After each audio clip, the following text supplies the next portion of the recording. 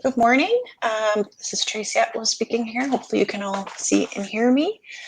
We're into the lightning session here, and we're going to do 5-minute lightning talks, and we're going to hold all questions to the end, and we'll also have a little chat activity to participate in at the end. So first, we're going to welcome to the stage Katie Sagne, who's the Environmental Sustainability Coordinator for the Town of Stratford PEI. Take it away, Katie. Thank you. So I'm just going to share my screen. And so can you see that? Yes, I can see it, Katie. All right. Okay, well, thanks for having me. So my name is Katie Sagne. I'm the Environmental Sustainability Coordinator with the Town of Stratford in Prince Edward Island. We provide services to residents in a variety of areas, including recreation, community planning and development, maintenance, and carrying out environmental initiatives. And so that's under my role. I collaborate with the other departments to work toward our sustainability goals. My main responsibilities include developing and implementing policies, programs, and plans related to management and protection of natural resources, water and energy conservation, climate change, and public environmental education. We also work very closely with the Stratford Area Watershed Improvement Group, also known as SAWIG, and they help us to carry out a lot of our environmental work. So today I'll be talking about a couple of our naturalization projects at the town. So we have been promoting a no-mow initiative, and that's in the month of May and the beginning of June. So this is an initiative that started in the UK and has become pretty popular in Canada. It is promoted all over Prince Edward Island by different groups. So in 2020, we actually partnered with a local beekeeper to give away about 100 signs that said, pardon the weeds, we are feeding the bees. And so nearly all of those signs were picked up by residents and placed in their lawns for the month of May. And we did receive generally positive feedback on this initiative. We also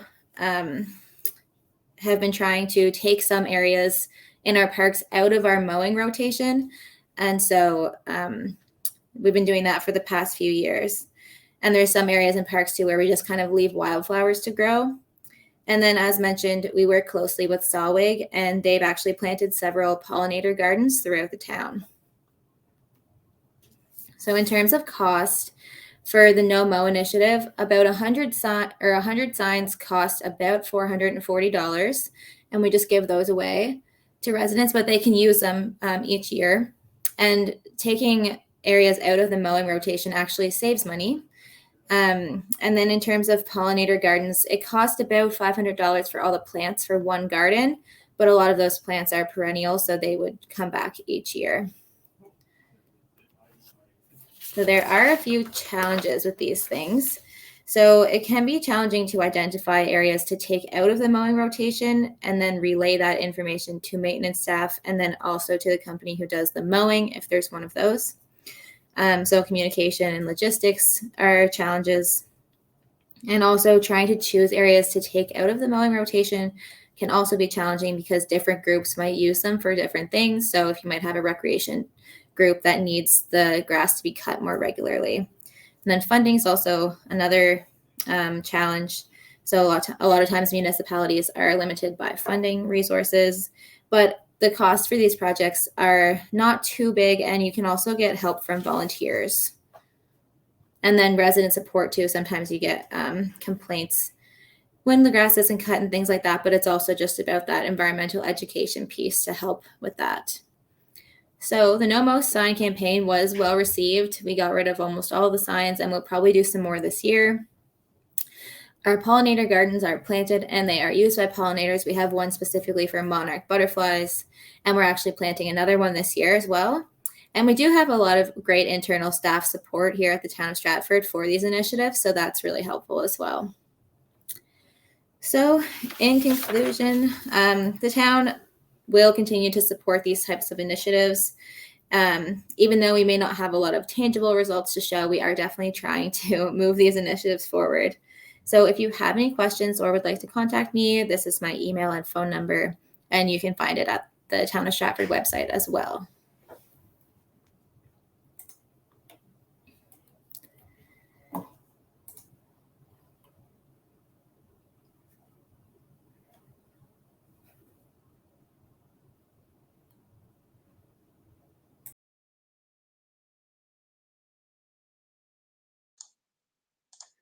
Thanks, Katie. That was a great presentation. And then we're going to hold questions at the end. You can throw a question that you have now into the chat or the Q&A, and we'll ask at the very end. Next, we're going to move on to the next speaker, which is going to be James Corcoran from the Ministry of Transportation. James, do you want to join us screen?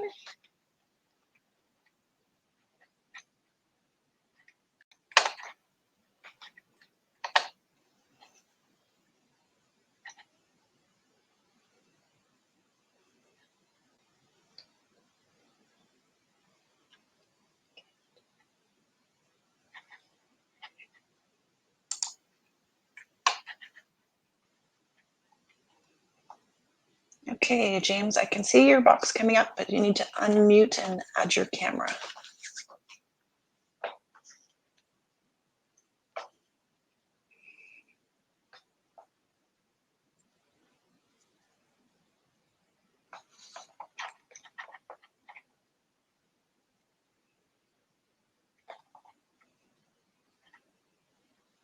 Okay, James, can you press the unmute button and the little camera icon?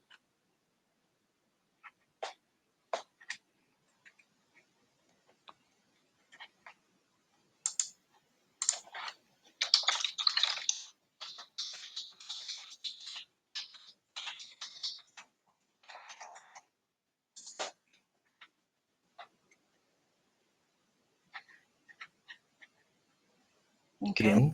Oh, there we go. There Sorry. he is. Yay. It wasn't unmuting when all right, now we'll try. Awesome. We'll try to get this up now.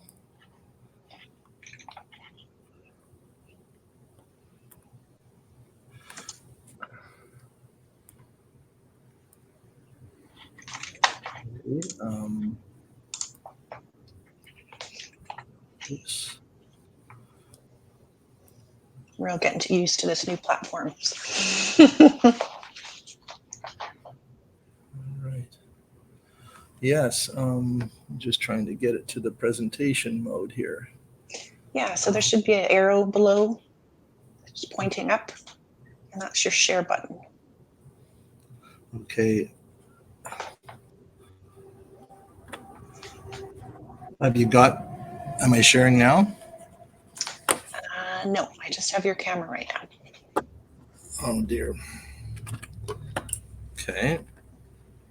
I'll try it again. 1 second. Okay. So I am doing the share entire screen, but you're not seeing anything. Is that right? Correct. Oh, that's really too bad. Let me see here. I am using the arrow. Let me go back again here. I'll cancel and try one more time. So you see my screen here. I Yes. see my screen too. And the share button, present to audience, right? The arrow up, correct? Yes, correct. All right. So here we go again. And then there is now a share screen. There's two choices, share PDF file or share screen. Correct. So I'm going to use share screen. Uh-huh. And entire screen. And here's where the button is not giving me. Let's just try. Maybe I'll just try window then and see if that works better. Okay, here we go. I think we're there now. Sorry about that. No worries. A bunch of extra button clicking. It's churning away here. Let me see if we get it this time. So what is happening? Have you got it this time? Yes, it looks like it's loading.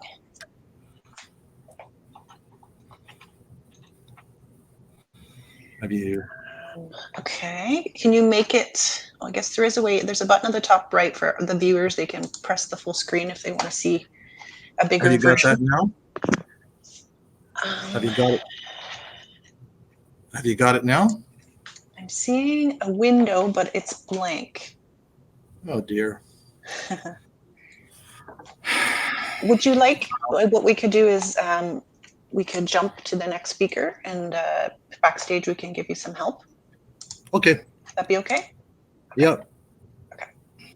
Okay. All right. James is going to get some help here. I'm going to call Caroline Hernandez up. Caroline, if you can unmute yourself and open your camera. And Caroline's with us from the University of Illinois, Chicago, and she's from the Rights of Way Habitat Working Group.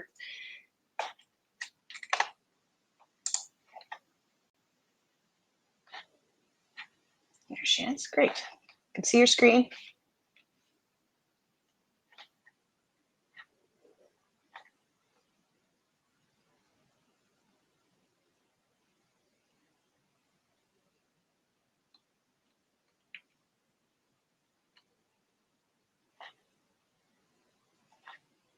I can't hear you, Caroline. You're talking.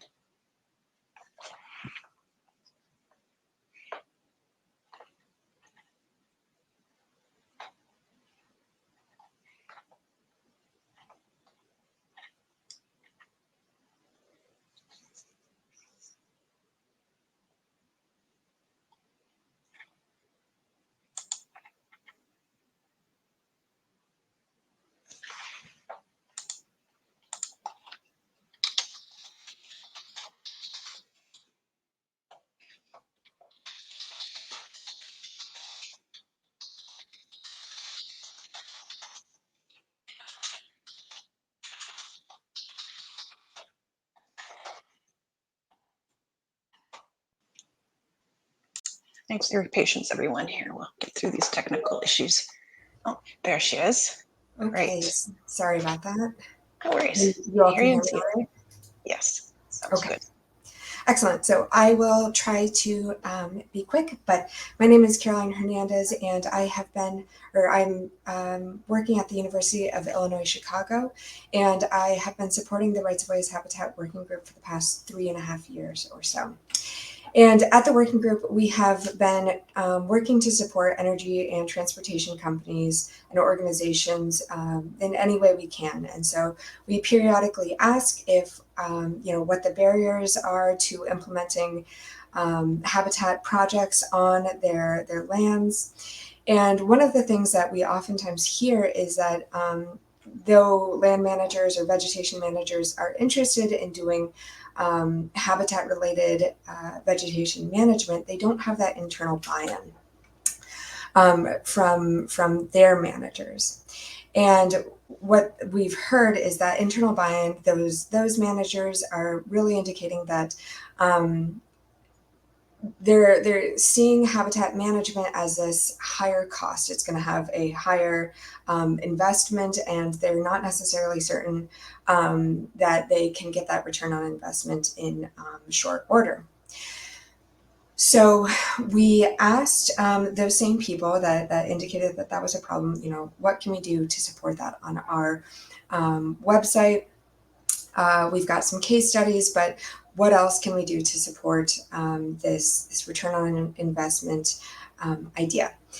And more than 70% of the people that we surveyed indicated that a cost-benefit calculator or cost-benefit tool would help increase that internal management buy-in. So we went to the North Central IPM Center and requested funding to do a feasibility study, knowing that a cost-benefit calculator would be, there's a lot of variables to consider. There's a lot of data that we would have to collect, thinking about different regions, ecoregions, types of vegetation management. Is it even possible to create a cost-benefit calculator for vegetation management? So this past year, we did this feasibility study, and we sent out a survey on available cost data to the full Rights of Ways Habitat Working Group, which is about 1,500 people. And we had a pretty good response rate, actually. We had 140 respondents saying that they did have cost data for their vegetation management practices. 75 of those 140 respondents were rights of way organizations. So they were energy or transportation organizations, or they had data on vegetation management for rights of way. That table, or I'm sorry, the pie chart on the right-hand side, it shows the full breakdown, but we really focused our initial analysis on what those rights-of-way organizations, what kind of data those rights-of-way organizations had. So we dug a little deeper, and if someone is collecting data and they're collecting their cost data on annual mowing versus post-construction seeding and revegetation and habitat creation, these costs are going to be significantly different. So we asked, do you have data on these different types of activities? And 50% of our 75 rights-of-way organizations said that they had cost data on routine vegetation management. 28% of those said that they had cost data on the post-construction vegetation establishment, and then 22% of those said that they had special habitat restoration project data, which is super exciting, and we wanted to dig into that a little bit more and see, okay, if you've got that routine vegetation management data, what is it actually covering? So we asked those same participants for post-construction vegetation establishment, what kind of activities do you have data for? It was actually a pretty equal mix between that seed mix cost data, installation cost data, and then site prep, though there was a decent amount of data for establishment maintenance. For that routine vegetation management data, which if you'll remember, we had the most amount of respondents saying that they did have that cost data for. It was more heavily on the mowing data and the herbicide data, but there was a decent amount of cutting and brush removal as well. And then we also had asked about special habitat projects. So organizations indicated that they had pretty equal mix between seed mix and installation data, but they also had a good amount of site prep and establishment maintenance data. So overall, a really healthy mix of different types of vegetation management activities, data for all of these activities, and then this is a great stepping stone to start comparing these and seeing what this all means. Our next steps. So we applied for funding. Now that we know that it's feasible, we know that there's data out there, we know what variables to focus on for a cost benefit calculator, is we're going to just take a small bite at a time. We're going to focus on that routine vegetation management data, because that's where many of the rights-of-way as Habitat Working Group partners had that cost data available. And so what we're going to do this next year, we got another round of funding for it, but what we're going to do is we are going to create a data request template so we can make it efficient and effective to ask for that data, for organizations to send us that data, and then for us to analyze that data. That we're going to send that out to the full Rights of Ways Habitat Working Group. There's a chance that organizations that didn't respond to that survey still have data and would be willing to share. And then we are going to analyze it and create that first section of the cost benefit calculator. So just focusing on routine vegetation management, and then creating a cost comparison. So there's a really quick overview of the cost benefit feasibility study that we conducted last year, and then this year what we're planning on doing and starting to do for the first leg of the cost benefit calculator. And I would encourage you to go to our website or reach out if you have any questions or are interested in also contributing data. Thank you. Great. Thanks, Caroline. That's great. We know the cost perspective and the cost question is very important to a lot of people. So that's great that you're working on that. So we're going to hold questions to the end. So Caroline, if you can hang on with us in the backstage, and we'll get to our next speaker. Okay, next up we have Jake Luzon from the Rural Lambton Stewardship Network.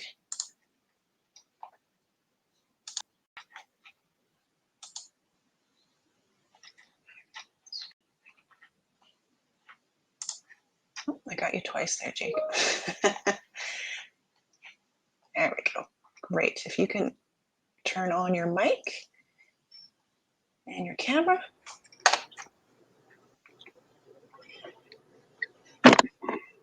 Hello, Hey, there you are. can you see me? I see a black screen. And me too. I have my camera on. I don't know why that is. Um,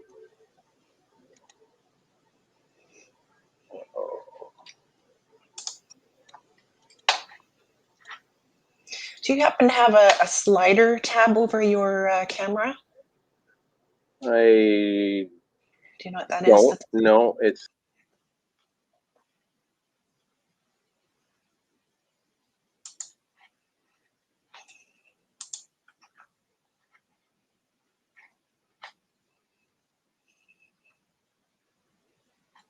Oh, I lost Jake.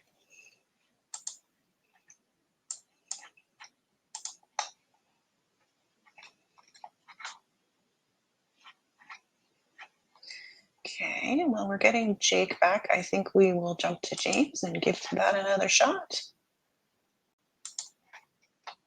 Oh, James, I can see you're coming up there. How are you?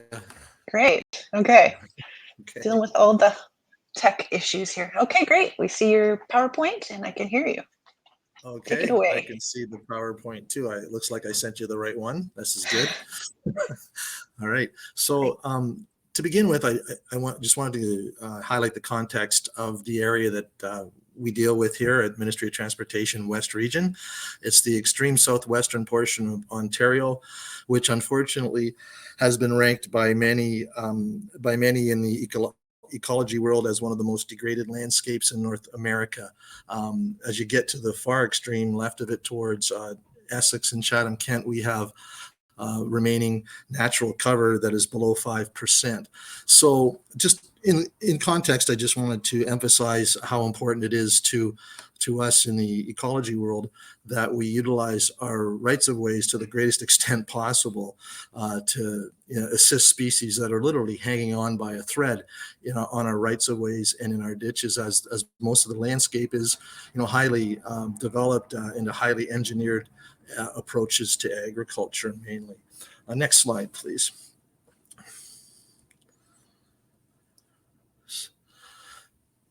So the project I'm highlighting here is in West Region.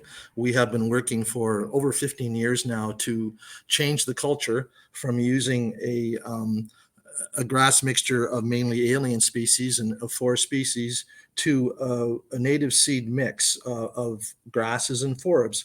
And so we want this seed mix to replace absolutely any seeding and cover that is done in highway construction or reconstruction projects.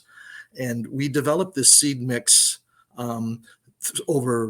we started working on it about over 15 years ago by doing research as to what was available from the regular seed suppliers, looking at research that we had in-house with different species, and consulting with experts throughout Ontario, other road authorities, conservation authorities that have been working with native seed mixes. And we arrived at the mix that's on the next slide, please.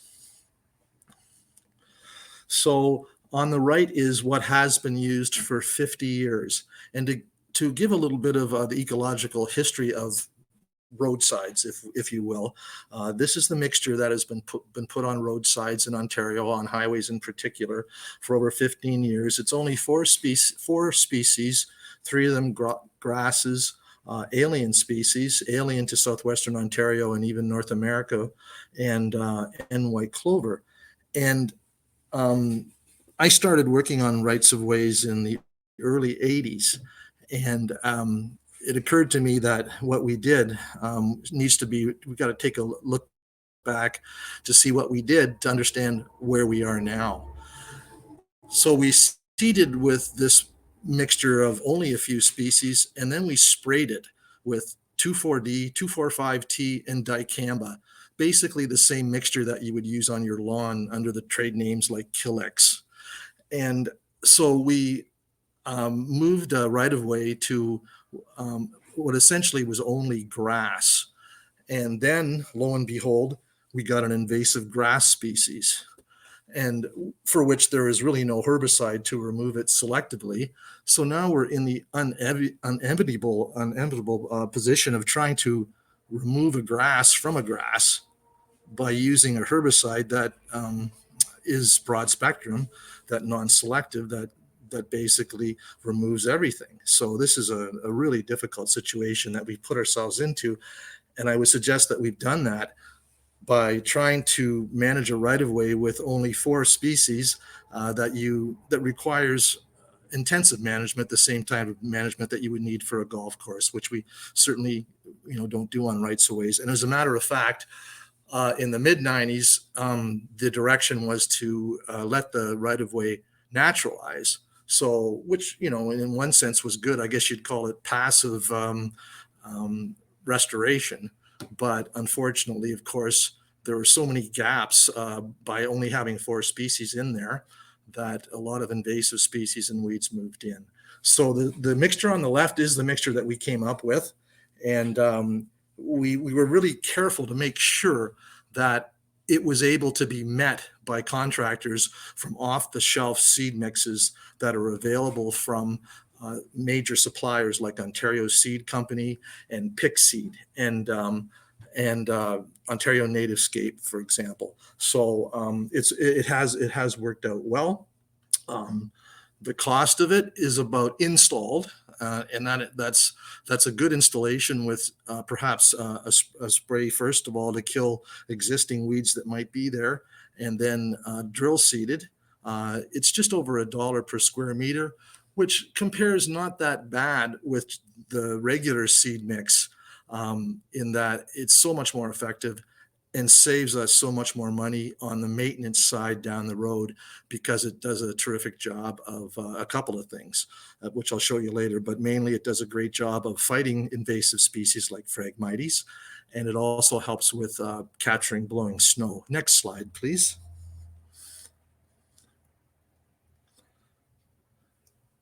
So the challenges that we've faced internally, we're in an organization that has very few ecologists, and so we're trying to educate management and convince them that we have that it's okay to move to something, to change from something that we've been doing for 50 years to a new seed mix. And of course, the concerns were, well, what proof do you have that this works? And what the main concern would be, is it going to grab hold quick enough to give us the erosion control that we need when we're rehabilitating construction sites?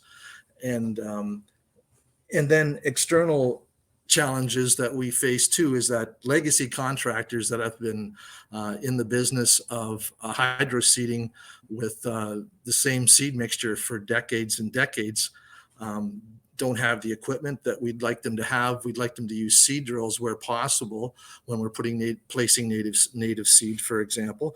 But it seems like broadcast seeding works as well. But they just are not used to buying anything other than the standard roadside mix. So we've had some challenges there.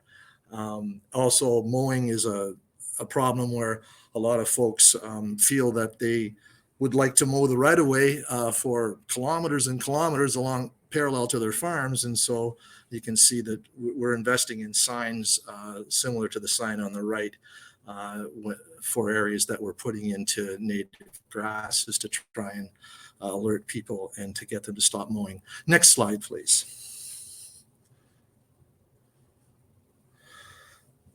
So this is a picture of Highway 40 from Wallaceburg to Chatham. It was installed by Ontario Nativescape, and it's been in place for over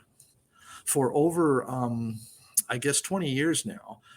And the experience with it has been fantastic. This is sort of our go-to example when people ask for proof. From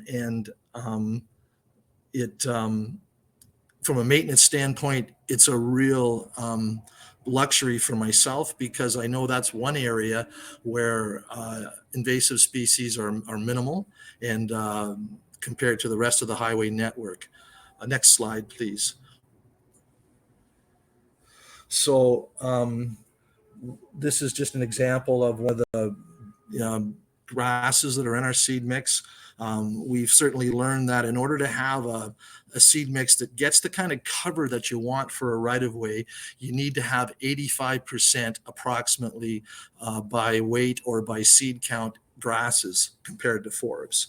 And so big blue stem, Indian grass, little blue stem, and some others are what we're using, and it needs to be 85%. I think earlier attempts at naturalizing the rights of way did not use much lower rates of grass in the mixture in favor of flowering plants, and that was a mistake. We need to use a high percentage of grasses. Next slide, please. Another one of the objections that we would hear from folks, or questions that we'd hear from folks, well, aren't these native plants going to attract large mammals, deer, and other mammals, and cause collisions on the highway? And so we took a deep dive into each and every one of the species in our seed mix and learned that virtually for all of them, species like deer and rabbits do not prefer to eat these species. And in fact, the old standard roadside mix of European grasses, which was much more palatable and much more of an attractant to the wildlife that we wouldn't like to have on the right of way than the native seed mix. So we've had to cover all the bases. We've heard every question and every concern you can imagine. Next slide, please. And here's where we were quite successful in finally convincing the non-ecologist in our camp as to another great reason to be using the prairie grass. And this is a picture taken by one of our speakers here, by Jake Luzon, of this Highway 40 right of way during a blowing snowstorm. Where actually it had quit snowing, but the snow, as you know, continues to blow across these large cleared landscapes. And this is a picture taken just before the prairie grass installation on Highway 40. And let's move to the next slide, please. And just seconds later, you can see on the left the prairie grass. That's big blue stem mainly on the left, and it's capturing that blowing snow. Pictures taken seconds apart. So you can see how effective it is at capturing blowing snow on the highway when the right-of-way is wide enough. Next slide, please. James, if you could just wrap up, I've got about 30 seconds left. And that's it. That is my conclusion. We're there.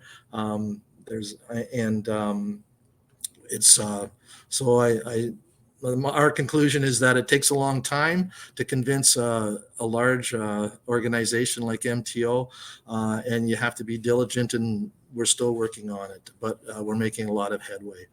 Thank you.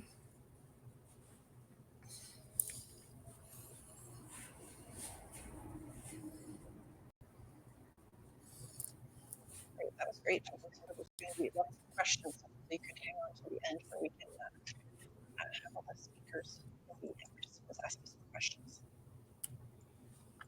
Okay, and next we have Jake back up from the Rural Lambton Network. Jake, you can unmute yourself and start your camera if we're going to use a camera. Yeah, I don't know why my camera isn't appearing. I use it all the time. So I have a PowerPoint. Can I upload that? You can share your PowerPoint on your screen.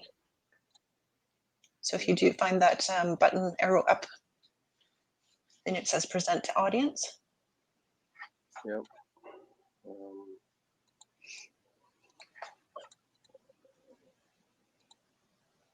Find it. Oh no. My apologies. No worries.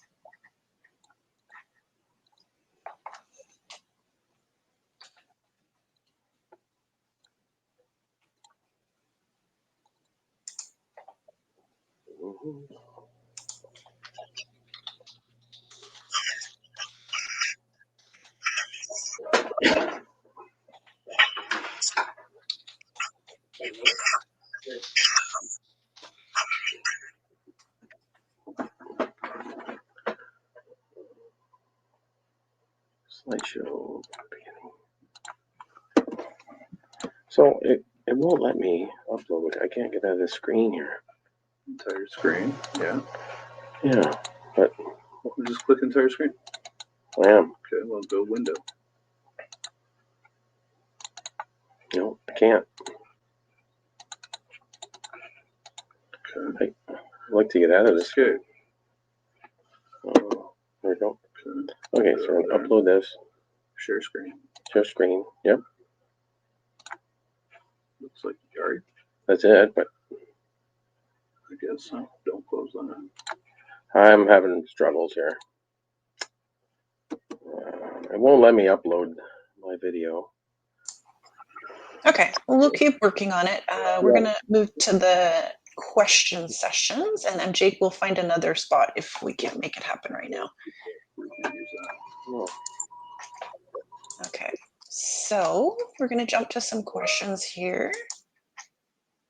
So for the folks listening in, you can go to the hand if you want to ask a question in person.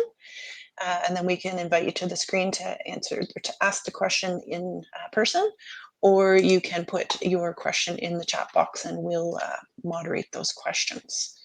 So do we still have Katie with us? If Katie can, we'll add her back to the screen. Yep. There she is. Great. There was a few questions for you. Okay, the first one was, did the town update their property standard bylaws to accommodate? So they did not. That's for the no mowing. So we didn't update our bylaw, but if the resident had put the sign on their lawn, then we did not enforce the bylaw during that time. Great. Okay. Okay.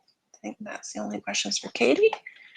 So we'll jump back to questions for James next.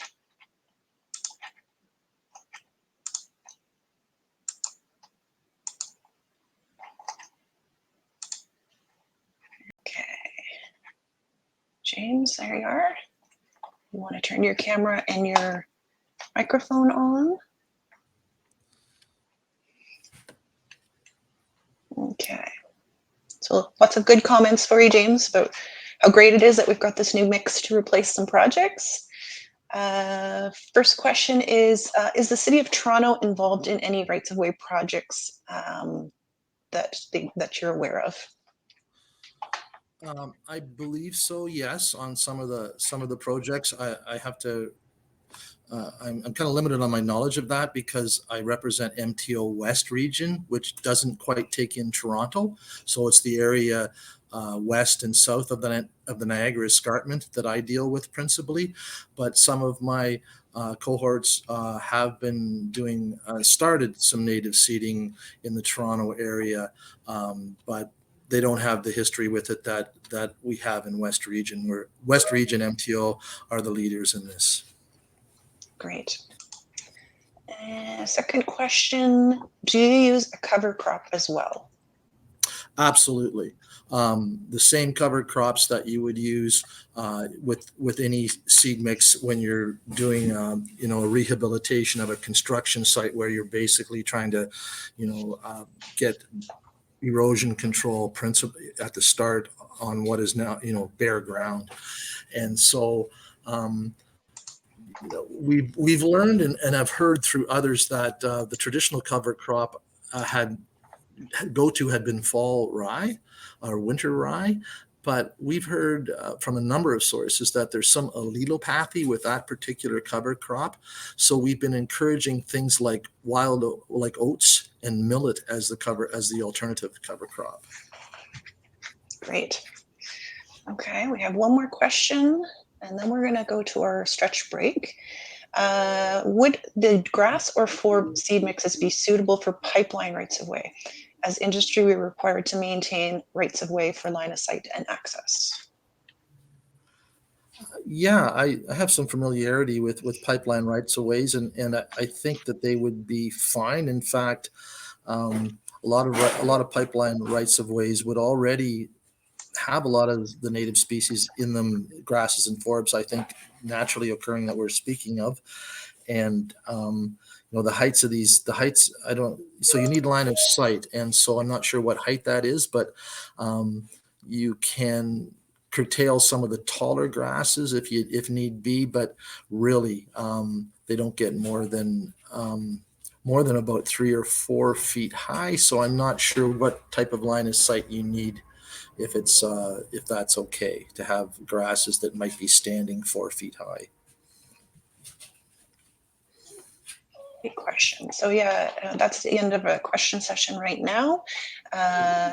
James, maybe you can have an eye through the chat too if there's any other questions that come up for people. And we're going to move now to our stretch break. Thanks, James. And all of our speakers, that's great. I'm still working through some of these technical issues. Okay. And I'm going to call up Victoria up to the stage. And we do have the questions in the chat that we were going to do a chat storm, but we've run out of time. So if anyone wants to participate in that, those chat questions, you'll find those in the chat box. There's Victoria. Hi, I'm Marlon, and today I'm going to be leading you through a fit break. The first thing we're going to do is I'm going to get you to put your hands behind your head, and you're just going to open up your elbows. Let's hold this for 30 seconds. You should be feeling this right now in your pectoralis major, which is your chest muscles and shoulders.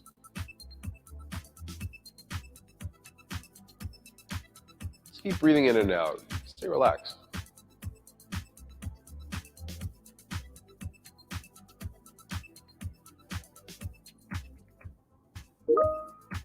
All right, the next thing we're going to do is we're going to stretch the back of your arms, your back, and your neck. So grab your elbow, tilt your head, and just lean to one side. You should feel the stretch in your neck, the back of your arm, which is your tricep, and the side of your body, which is your lats.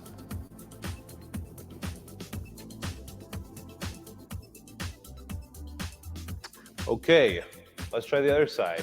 Once again, bend your head, grab the back of your elbow, and let's lean.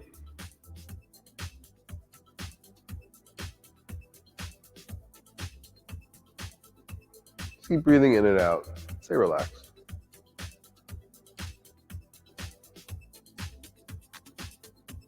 All right, great job. Let's move on to your lower body now. I'm going to get you to fold your legs like this. You're going to take your hand and you're going to put it in between your legs. Just grab your shin. You can stay right here if you like, or you can go down lower like this. You want to feel this stretch in your buttocks, which is your glute max.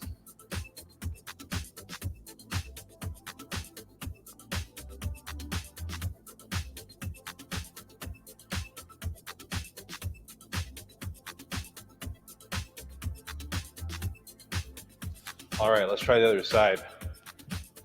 Once again, fold your legs, hand goes in between your legs, grab your shin, and just lean forward.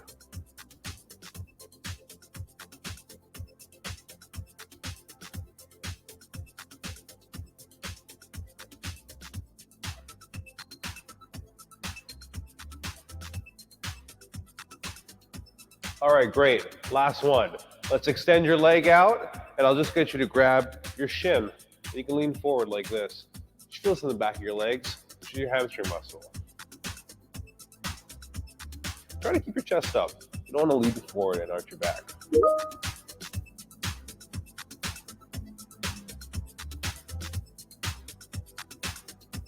All right, last time.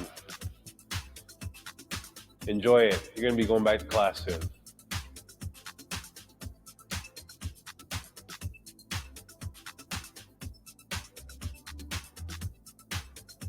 All right, that's it.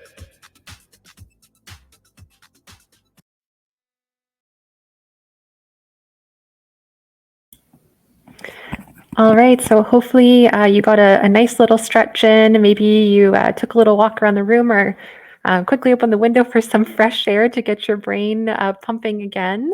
We are going to head off to our next session, focusing on pollinator biology and nature-based solutions. So we're all going to exit this session and move on to the next. I just want to say thank you to all of our speakers. We'll be able to share the presentations that we missed today later on, and any questions that we didn't get to answer, we'll put them in our shared note-taking space, and we'll share those with everyone as well. Okay, so we'll see you in just a moment.